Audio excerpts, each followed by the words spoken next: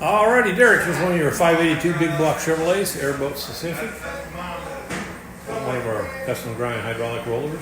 It's got our RAS cascade, Edelbrock manifold, quick fuel carburetor. It's got our custom Stefs oil pan. Let her make a run, see what she does. Stay tuned.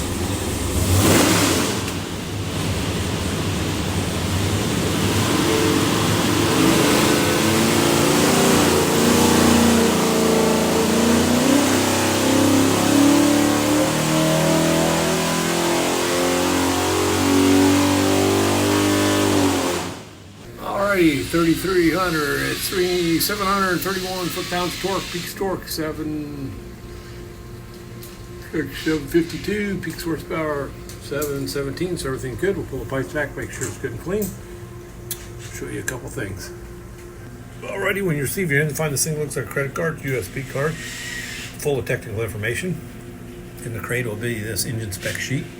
Have lots of specs on it. Highly recommend reading it. Have a great day.